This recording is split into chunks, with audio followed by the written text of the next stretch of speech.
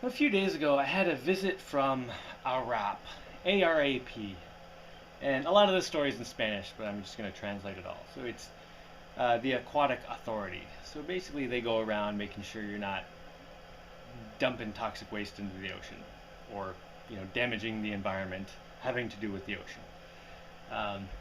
So this boat pulls up, says ARAP on the side. I'm like, all right, the Aquatic Protection Agency of Panama, whatever.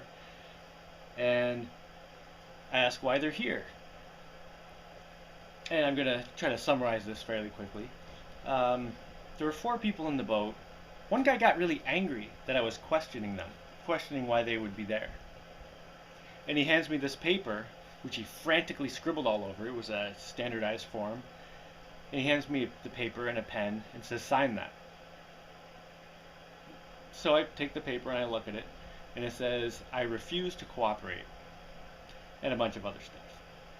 But I understood enough of the Spanish on it to know that it said that I'm refusing to cooperate. So I said, no, I'm not signing that because it's not true. So I gave him back his paper. And I asked them for their IDs.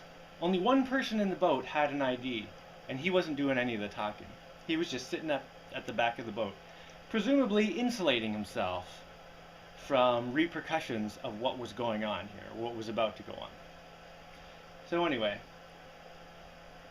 two of these people, a man and a woman, unidentified, started telling me about regulations I was breaking.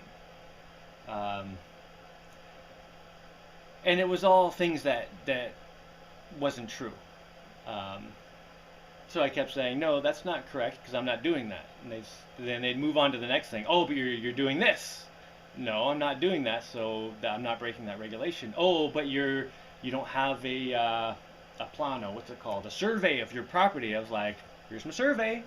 Oh, that survey's no good. You have to get a new one.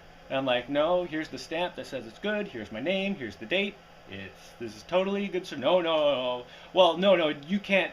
They kept going through this stuff, and I kept shooting down everything they were saying because I understood enough Spanish to know what was going on, and I'm not just gonna be bullied into stuff. But anyway, they finally got down to I can't live here because I'm not Panamanian. And I'm like, but I have permanent residency. I jumped through all the hoops, paid all the stupid money, went to Panama City, got the little card. Here's my number, because you get a slave number in every country. Anyway, and they're like, no, you can't live here because you're not Panamanian. And I know for a fact that legally I can live here. So then they start saying, you have to pay $5,000. And they kept repeating this over and over. $5,000, $5,000. Cinco mil. Tu necesito pago, 5,000. At this point, I'm just like, this is ridiculous. These guys are just trying to get a bribe. Like, very clearly, all this stuff they've come up with. First of all, 90% of the stuff they brought up had nothing to do with what the Aquatic Authority would do. And, like I wasn't violating any of the stuff they were saying anyway. And they just kept moving on every time I shut one down. So they just kept saying, you have to pay $5,000. I presumably hoping that I would say, hey, well, how about I just give you like 400 and you keep this quiet and go away, like offer a bribe, which I wasn't going to do because that goes down a very bad road. And at some point I started getting a little cross with them, like, no, you're a bad person. You come here and you're demanding money, and I haven't seen your identification, and you're handing me these forms, and I think you're a bad person. Anyway, they left very quickly after that. And then I thought about it. How did these guys get so bold that they would just pull up to a dock, make up a bunch of lies, do things that are clearly illegal, demand money, like just no facade or anything, just so blatantly corrupt? How did they get to that point? Well, then I remember conversations I've had with other people, gringos, who've had officials visit them, and they pay them bribes.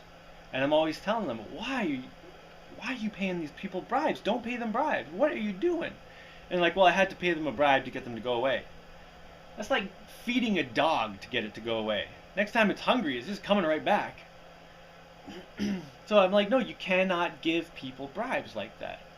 When corruption comes to your door, don't feed it, or you're just going to get more of it coming back. And where does this lead? Well, first it starts out with just like one really, really bad seed. One bad dude who gets the job of some official position, or maybe he's just a friend of someone in official position and starts riding along, because I still don't know if these guys had any official position.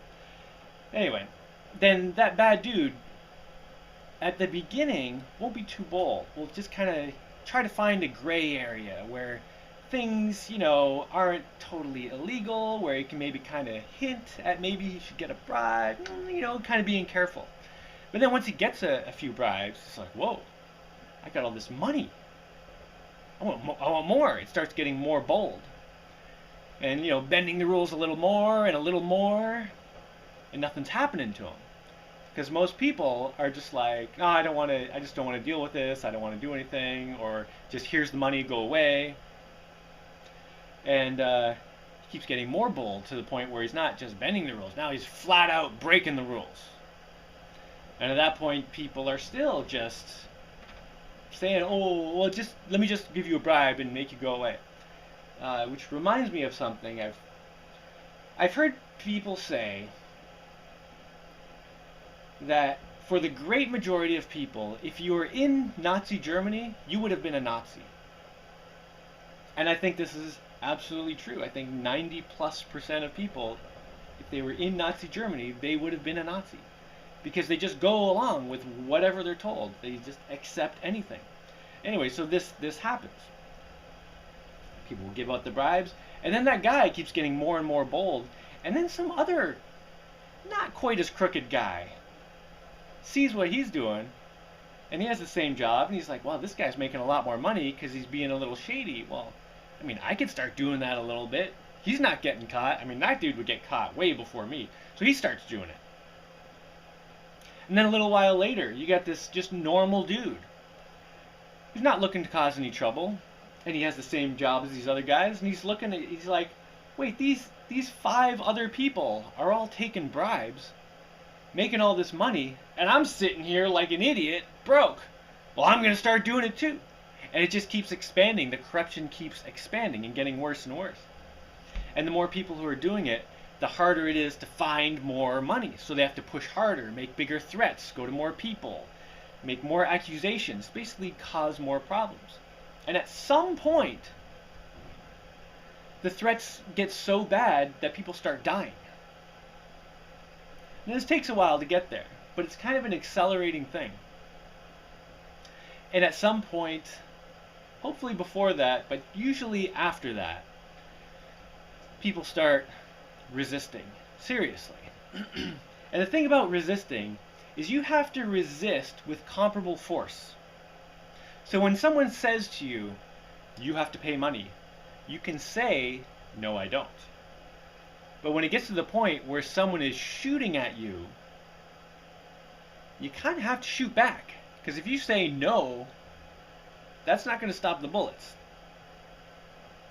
And at that point, people are fighting for their freedom by running through hails of bullets and throwing grenades. Now let's back up the clock a little.